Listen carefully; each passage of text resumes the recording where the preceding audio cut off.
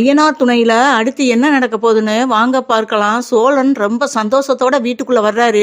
என்ன இன்னைக்கு அண்ணன் ஒரு மாதிரியா இருக்கு அப்படின்ட்டு பல்லவன் பார்க்க, என்னன்னா இன்னைக்கு ரொம்ப சந்தோஷமா இருக்க அப்படின்னு சொல்லி பல்லவன் கேட்க, இருடா இருடா நீ சின்ன பையன் உனக்கெல்லாம் ஒன்றும் தெரியாதுடா அப்படின்னு சொல்லிட்டு சேரனும் பாண்டியனும் வீட்டுக்குள்ள வந்ததும் சோழன் அண்ணா எனக்கு இன்னைக்கு ரொம்ப சந்தோஷமான விஷயம் ஒன்று நடந்துச்சுன்னா அப்படின்னும், அட என்னதான் சொல்லி தளவேன் அப்படின்னு சொல்லி பாண்டியன் சொல்ல, அடே இன்னைக்கு நிலா என்னை கட்டி பிடிச்சிட்டாடா அப்படின்னவும் இதை கேட்டு எல்லாருமே அப்படியே ஆச்சரியத்தோட சோழனை பார்க்குறாங்க. அந்த நேரம் பார்த்து நிலா சோழனுக்கு கால் பண்ணுறாங்க. சோழன் தான் எடுத்து பேசுகிறாரு. என்ன நிலா அப்படின்னவும், இப்போ எங்கே இருக்கீங்க அப்படின்னு நிலா கேட்குறாங்க. ஏன் நிலா நான் வீட்டுக்கு வந்துட்டேன் அப்படின்னவும், எதுக்கு அதுக்குள்ளேயும் வீட்டுக்கு போனீங்க? நான் உங்களுக்கு ட்ரீட் வைக்கணும்னு இருந்தேன், அதுக்குள்ளே நீங்கள் வீட்டுக்கு போயிட்டீங்க அப்படின்னு சொல்லவும், ஐயோ இதை கொஞ்சம் முன்னாடி சொல்லியிருக்க கூடாதா? நான் இருந்திருப்பேனே, நீங்கள் ஆஃபீஸ் வேலையாக இருப்பீங்கன்னு சொல்லிட்டு தான் நான் நீங்கள் ஆஃபீஸ்க்குள்ளே போனதுமே நான் வந்துட்டேன் அப்படிங்கிறாப்புல. ஏன் சோழன் இவ்வளோ அவசரப்பட்டீங்க? நானும் உங்கள்கிட்ட சொல்லாமல் வந்துட்டேன். அந்த சந்தோஷத்தில் என்ன சொல்கிறதுனே தெரியாமல் நானும் உங்கள்கிட்ட சொல்ல மறந்துட்டேன் அப்படிங்கிறாங்க. சரிங்களா இப்போ என்ன மறுபடியும் கிளம்பி வரவா அப்படின்னு ரொம்ப சந்தோஷத்தில் கேட்குறாரு. என்னது என்ன விளையாடுறீங்களா? அங்கேருந்து நான் கொஞ்சம் தூரமா மறுபடியும் வர்றதுக்கு? அதெல்லாம் ஒன்றும் வேணாம், நாளைக்கு சண்டே தானே, எல்லாரும் ஃபேமிலியோட போய் எல்லாத்துக்கும் நான் ட்ரீட் வைக்கிறேன் அப்படிங்கிறாங்க. இல்லை நிலா நம்ம 2 பேரும் இன்னைக்கு போகலாம், நாளைக்கு வேணா நம்ம ஃபேமிலியோட போகலாமே அப்படின்னு ஆசையப்பாரு அப்படின்னு சொல்லிட்டு கிண்டலா பேசி போன வச்சிடுறாங்க.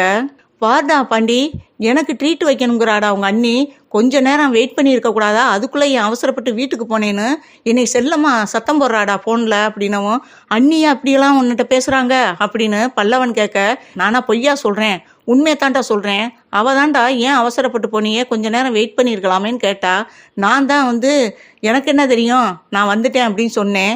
அதனால நாளைக்கு நம்ம எல்லாரையும் கூட்டிட்டு போய் ட்ரீட் வைக்கணுங்கிறாடா அப்படின்னு சொல்லவும், அப்படியா அப்படின்னு சொல்லிட்டு, அண்ணி இந்த அளவுக்கு மனசு மாறிட்டாங்களா அப்படின்னவும், சும்மா இல்லடா பல்லவா, அண்ணன் அந்த அளவுக்கு நான் சம்பவம் பண்ணி வச்சிருக்கேன் அப்படின்னு சொல்லிட்டு நடந்த விஷயத்த சொல்றாங்க. இதை கேட்டு வீட்டில் உள்ள எல்லாருமே சந்தோஷப்படுறாங்க. ஆபீஸ் முடிஞ்சு வீட்டுக்கு வர்றாங்க நிலா. வீட்டுக்கு வந்ததுமே சேரன் கேட்குறாரு, என்னப்பா சோழன் சொல்றதெல்லாம் உண்மை அப்படின்னவும், ஆமாண்ணா சோழன் சொன்னது எல்லாமே உண்மைதான். இந்த சந்தோஷத்தை கொண்டாடுறதுக்கு நாளைக்கு எல்லாரும் நம்ம வெளியில போலாம்னா மொத்த செலவும் நான் தான் அப்படிங்கிறாங்க. இதை கேட்டு ரொம்பவே சந்தோஷப்படுறாரு சேரன். அதுக்கப்புறம் தான் அவங்க கையில் இருந்த ஸ்வீட் பாக்ஸை, இந்தாங்கண்ணா எல்லாரும் ஸ்வீட் எடுத்துக்கங்க அப்படின்னு சொல்லிட்டு ஸ்வீட் கொடுக்குறாங்க. எல்லாரும் சந்தோஷமா ஸ்வீட் எடுத்து சாப்பிட்றாங்க. வெளியில வர்றாங்க. நடேசன் வெளியில உட்காந்துருக்காரு. அங்கிள் ஸ்வீட் எடுத்துக்கங்க அப்படின்னவும், என்னமா விசேஷம் அப்படின்னவும் நடந்த விஷயத்த சொல்றாங்க. அதை கேட்டு அவரும் சந்தோஷப்படுறாரு.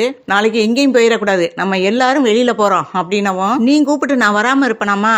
என் பிள்ளையதான் என்னை எங்கே போனாலும் கூப்பிட மாட்டாங்க, ஆனா நீ அப்படி இல்லைல்ல, இங்க வந்ததுல இருந்து எல்லா விஷயத்துக்கும் என்னை கூப்பிடாம எங்கே போயிருக்க நீ? நான் கண்டிப்பா வர்றேம்மா அப்படின்றாரு நடேசன். வழக்கம் போல எல்லார்ட்டையும் பேசிட்டு ரூமுக்கு போறாங்க. ரூமுக்குள்ள போனதுமே ராகவ் நிலாவுக்கு கால் பண்றாரு. என்ன இந்த நேரத்துல கால் பண்ணியிருக்காரு ராகவ் அப்படின்னு சொல்லிட்டு எடுத்து பேசுறாங்க. என்ன ராகவ் அப்படின்னவும், நாளைக்கு நம்ம 2 பேரும் வெளியே போகலாம், உங்களுக்கு ட்ரீட் கொடுக்கலாம்னு இருக்கேன். நிலா நாளைக்கு ரெடியா இருங்க, நான் வீட்டில் உங்களை பிக்கப் பண்ணிக்கிறேன் அப்படின்னு ராகவ் சொல்ல, அதுக்கு நிலா சொல்றாங்க, இல்லை ராகவ் நாளைக்கு நான் எங்கள் ஃபேமிலியோட வெளியில் கிளம்புறோம், அவங்களுக்கு என் சார்பில் நான் ட்ரீட் கொடுக்கணும்னு இருக்கேன், அதனால நாளைக்கு வர முடியாது அப்படிங்கிறாங்க. என்ன நிலா இப்படி சொல்றீங்க? அப்போ ஃபேமிலினா உங்கள் ஃபேமிலிக்கு மட்டும்தான் கொடுப்பீங்களா? ஏன் எனக்கெல்லாம் ட்ரீட் வைக்க மாட்டீங்களா? ராகவ் சொல்கிறாரு. அதுக்கு சொல்கிறாங்க, தாராளமா நீங்களும் வந்தா உங்களுக்கும் ட்ரீட் தான் அப்படிங்கிறாப்புல. சொல்ல போனா அவங்க எல்லாருக்கும் நான் தான் ட்ரீட் கொடுக்கணும் அப்படின்னு ராகவ் சொல்றாரு. அப்படி கொடுக்குறான் இன்னொரு நாளைக்கு கொடுங்க ராகவ் அப்படிங்கிறாப்புல. அப்ப நாளைக்கு என்னோட வரமாட்டீங்களா அப்படின்னு ராகவ் கேட்க, சாரி ராகவ் அப்படிங்கிறாப்புல. பரவாயில்ல நிலா, ஆமா எங்க போலாம் இருக்கீங்க அப்படின்னவும், எங்க ஃபேமிலியோட போனா அந்த பீச்சுக்கு தான் போவோம், அடுத்து ஹோட்டலுக்கு போவோம் அப்படிங்கிறாங்க. சரி நிலா நல்லபடியா என்ஜாய் பண்ணுங்க அப்படின்ட்டு போனை கட் பண்றாரு. நாளைக்கு நிலா பீச்சுக்கு தானே வர்றோம்னு சொன்னா நம்மளும் பீச்சுக்கு போவோம் அப்படின்னு சொல்லிட்டு அவரு ஒரு முடிவு எடுக்கிறாரு ராகவ். காலையில எல்லாரும் கிளம்பிக்கிட்டு இருக்காங்க. எல்லாருமா ஒரு கார் பிடிச்சி கிளம்பி போய்கிட்டு இருக்காங்க. பீச்சும் வந்துடுது. பீச்சில் இறங்கி எல்லாரும் ஜாலியாக உட்காந்துருக்காங்க. உட்காந்து பேசிக்கிட்டு இருக்காங்க. தண்ணியை கண்டதும் அவங்கவுங்க ஜோடிகளோட போய் தண்ணியில் கையை பிடிச்சி ஆட்டம் போட்டுக்கிட்டு இருக்காங்க. சேரனும் சந்தாவும் அவங்க 2 பேரும் கையை பிடிச்சி அங்கே ஜாலியாக விளையாண்டுக்கிட்டு இருக்க, இங்கிட்டு பார்த்தா வானதியும் பாண்டியனும் கையை பிடிச்சி அவங்க 2 பேரும் அந்த தண்ணியில் காலை வச்சு நினச்சிக்கிட்டு இருக்காங்க. அப்போதான் சோழன் நிலாவை பார்க்குறாரு. நிலா அதை புரிஞ்சுக்கிட்டு, என்ன சோழன் அவங்க எல்லாம் அந்த மாதிரி ஜாலியாக இருக்கிறதுனால நம்மளும் இருக்க முடியலன்னு நினைக்கிறீங்களா? எந்திரிச்சு வாங்க, நம்மளும் போய் ஜாலியா விளையாடுவோம் அப்படின்னு சொல்லிட்டு சோழன் கையை பிடிச்சி அந்த தண்ணியில போய் அவங்களும் காலை நினைச்சு விளையாண்டுகிட்டு இருக்காங்க. அந்த நேரம் பார்த்து ராகவ் அங்கே வர அதை பார்த்து ரொம்பவே கடுப்பாகிறாரு. நம்ம நினைச்ச மாதிரியே சோழனோட இவ்வளவு சந்தோஷமா இருக்காளே அப்படின்னு சொல்லிட்டு, சரி இவளை இப்படி விட்டுறக்கூடாது, இப்படி விட்டோம்னா ரொம்ப அவனோட நெருக்கமாக இருந்துக்கிட்டு இருக்கா, நம்ம இந்த நேரம் போனோம்னா எதையாவது பேச்சு கொடுத்தோம்னா அந்த டோட்டலாக அந்த எண்ணம் மாறிடும் அப்படின்னு சொல்லிட்டு ராகவ் வந்து வர்றாரு. ராகவ் நிலா பக்கத்தில் போய், நிலா நானும் வரலாமா அப்படிங்கிறாரு. இதை கேட்டதும் பின்னாடி திரும்பி பார்க்குறாங்க. ராகவ் நீங்கள் எப்போ வந்தீங்க அப்படின்னமும், நான் கேட்டால் என்னன்னா வரவா சொல்ல போகிறீங்க, அதனால தான் நான் சொல்லாமையே சர்ப்ரைஸாக வந்தேன் அப்படிங்கிறாப்புல. அப்படியா அப்படின்னு சொல்லிட்டு அதை பார்த்ததும் சோழனுக்கு மூஞ்சியே ஒரு மாதிரி ஆயிடுது. இந்த நேரம் பார்த்து நந்தி மாதிரி வந்திருக்கானே, இப்போதான் ரொம்ப சந்தோஷமாக நம்மளோட ஜாலியாக இருந்துக்கிட்டு இருக்கா, இந்த நேரம் இவனை யார் வர சொன்னது அப்படின்ட்டு சோழன் ரொம்பவே கோவப்படுறாரு. ராகவை பார்த்ததும் சந்தாவுக்கு முகமே மாறுது. வேகமாக ஓடியாந்து ராகவ் சட்டையை பிடிச்சி, உன்னைய தாண்டா பல நாளாக தேடிக்கிட்டு இருக்கேன், நீ இங்கேயா இருக்க, சென்னையிலையா இருக்க அப்படின்னு சொல்லிட்டு அவங்க இந்தியில படபடன்னு பேச ஆரம்பிக்கிறாங்க. இதை கேட்டு சேரன், சோழன், பாண்டியன், பல்லவன் எல்லாருமே ஷாக் ஆகுறாங்க. சந்தாவுக்கும் ராகவுக்கும் என்ன சம்பந்தம், இவையே வந்து ராகவை பார்த்து இவ்வளவு கோவப்படணும் அப்படின்னு சொல்லிட்டு ஒண்ணுமே புரியல அவங்களுக்கு. சந்தாவை பார்த்த ராகவ் ரொம்பவே ஷாக் ஆகுறாரு. நீ எப்படி இங்க அப்படின்னு சொல்லவும், என்ன நான் சாஞ்சனா நினைச்சியா, என் தங்கச்சி உன்னால செத்துட்டாடா அப்படின்னு சொல்லி ரொம்ப கோவமா போய் சட்டையை பிடிக்கிறாங்க, ராகவ் சட்டைய. இதை கேட்டு ராகவ் ரொம்பவே ஷாக் ஆகுறாரு. என்ன சாஞ்சனா செத்துட்டாளா அப்படின்னு சொல்லவும், ஆமாடா, நீ பண்ணின பாவத்துக்கு என் தங்கச்சி அநியாயமா செத்துட்டாடா அப்படின்னு சொல்லி ரொம்பவே கோவமா பேசிக்கிட்டு இருக்காங்க.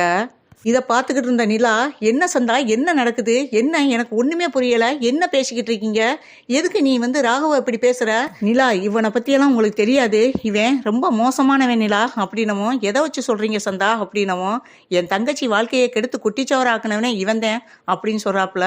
என்னது உங்களுக்கு தங்கச்சி இருக்கா, உங்க தங்கச்சி வாழ்க்கையை இவர் நாசம் பண்ணாரா அப்படின்னு கேட்கவும், ஆமா, என் தங்கச்சிக்கு ஆசை வார்த்தை காட்டி அவ வாழ்க்கையவே மோசம் பண்ணிட்டான், இவன் நல்லபடியா அவளை வச்சு வாழ்வான்னு நினைச்சு அவளும் வந்து இவன்கிட்ட ஏமாந்து வாழ்க்கையை பறி கொடுத்துட்டா. இவனுக்கு அந்த விஷயம் தெரிஞ்சு அவன் அந்த ஊரை விட்டே எஸ்கேப் ஆயிட்டான். ஆமனிலா, குஜராத்துக்கு வேலை விஷயமா இவன் அங்கே வந்திருக்கான். அந்த நேரம் என் தங்கச்சி அங்கே வேலைக்கு போய்கிட்டு இருந்திருக்கா. அப்போ வந்து இவன் அவளை பார்த்ததுமே வந்து அவளுக்கு ஆசை வார்த்தையெல்லாம் காட்டி அவள் வாழ்க்கையவே கெடுத்து குட்டிச்சவராக ஆக்கியிருக்கான். அவள் மாசமாயிட்டா, அந்த விஷயத்தை இவன்கிட்ட சொல்லியிருக்கான். மாசமானதுன்னு தெரிஞ்சதும் இவன் நெய்ஸாக நழுவிட்டான். அதுக்கப்புறம் இவன் எங்கே போனான் என்ன ஆனானே எங்களுக்கு தெரியலை. வீட்டில் இந்த விஷயம் தெரிஞ்சு எங்கள் அப்பா அம்மாலாம் ரொம்ப திட்ட ஆரம்பிச்சிட்டாங்க. அதை அவனால் தாங்கிக்கிற முடியாமல் அவள் தூக்கு போட்டு செத்துட்டா. இவனையுமே எங்களுக்கு அடையாளமே தெரியாது. அவட்ட இவனும் அவளும் சேர்ந்து எடுத்துக்கிட்ட போட்டா என்கிட்ட இருந்துச்சு, அதை வச்சு தான் இப்போ இவனை கண்டுபிடிச்சேன் அப்படின்னு சொல்லவும், சந்தா சொல்றதெல்லாம் உண்மையா ராகவ், என்ன அமைதியா இருக்கீங்க அப்படின்னு சொல்லவும், ராகவுக்கு பேச்சே வரல. சந்தாவுடைய தங்கச்சியும் சந்தாவும் ஒரே மாதிரி, அவங்க 2 பேரும் ரெட்டை குழந்தை. சந்தாவை பார்த்தா அவங்க தங்கச்சியை பார்க்க வேணாம், தங்கச்சியை பார்த்தா சந்தாவை பார்க்க வேணாம். அதனால அவர் உண்மையிலே வந்து தங்கச்சி இறந்ததாவே நினைக்கல, சந்தா தான் வந்து சந்தாவுடைய தங்கச்சின்னு நினைச்சிட்டாரு. அப்ப அவருக்கு அதை பார்த்துட்டு பேச்சே வரல. சந்தா சொன்னதுக்கு அப்புறம் தான் தங்கச்சி இறந்துட்டதாக சொல்றா அப்படின்னு சொல்லிட்டு அவரு அந்த நேரத்துல எதுவுமே பேச முடியாம அமைதியா இருக்காரு. சொல்லுங்க ராகவ், சொல்லுங்க, என்ன அமைதியா இருக்கீங்க, சந்தா சொல்றதெல்லாம் உண்மையா அப்படின்னு சொல்லவும், சந்தாவை பார்த்த ராகவ், சந்தா என்னை மன்னிச்சிருங்க அப்படின்னு கையெடுத்து கும்பிடுறாரு ராகவ்.